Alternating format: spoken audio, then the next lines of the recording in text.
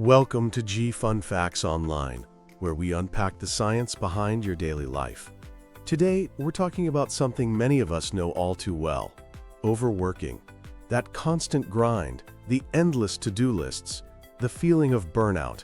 We often talk about the mental toll, but what if I told you that working too much is literally, physically, reshaping your brain? It's not just in your head, it's happening to your head. Chronic stress is a powerful force that can change the very architecture of your neurons, affecting everything from your memory to how you make decisions.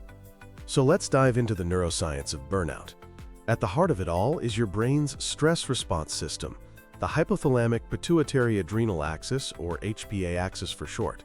When you're facing a looming deadline, this system fires up and releases cortisol, the stress hormone. In short bursts, cortisol is your friend. It gives you focus and energy. But when work stress becomes chronic, that constant flood of cortisol starts to cause serious wear and tear. Neuroimaging studies are giving us a startling look inside. One study found that people working 52 or more hours a week showed significant changes in brain structure. Let's start with the brain's CEO, the prefrontal cortex. This is the part of your brain responsible for decision-making, problem-solving, and controlling impulses. Chronic stress weakens it. Some studies have even shown a thinning of gray matter in this area for people experiencing burnout. This makes it harder to focus, manage tasks, and regulate your emotions. Next up is the amygdala, your brain's alarm system. Under chronic stress, it becomes hyperactive and can even grow larger. This puts you in a constant state of high alert, making you more anxious, irritable, and likely to see threats everywhere. This enlargement is also linked to weaker connections with the prefrontal cortex, which explains why it can be so hard to calm down when you're feeling overwhelmed. Then there's the hippocampus, your memory hub. This crucial area for learning and memory can actually shrink under the relentless assault of cortisol. This leads to that classic brain fog and forgetfulness that so many overworked people report. Stress can even stop the production of new neurons in the hippocampus, a process called neurogenesis. But it's not just about brain structures shrinking.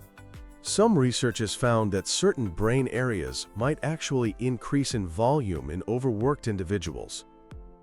Scientists think this could be a temporary coping mechanism, the brain trying to adapt to the extra load.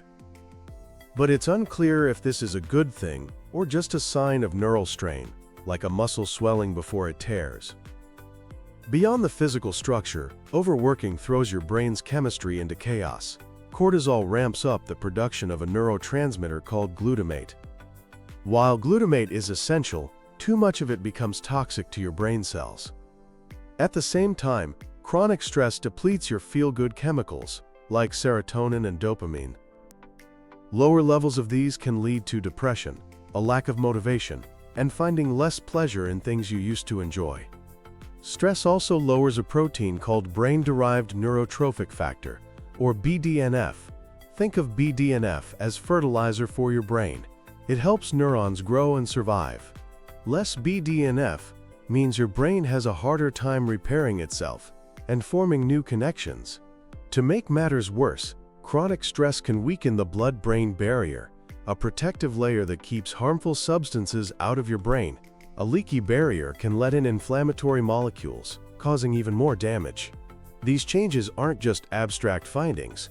They lead to real-world problems like impaired memory and attention, emotional instability, and a higher risk for both mental health disorders and physical illnesses like heart disease. Now for the good news. Your brain is not set in stone. It has an amazing ability to change and rewire itself, a quality called neuroplasticity. You can reverse a lot of this damage. The most powerful tools are simple. Prioritize sleep, which allows your brain to clear out stress hormones. Embrace movement. Even a daily walk can reduce stress and promote the growth of new brain cells. Practices like mindfulness and meditation can help calm down that overactive amygdala. Fostering social connections and setting firm boundaries between work and life are also incredibly powerful buffers. In a culture that often glorifies the hustle, Understanding what overwork physically does to our brains is a crucial wake-up call. Rest and recovery aren't luxuries or signs of weakness.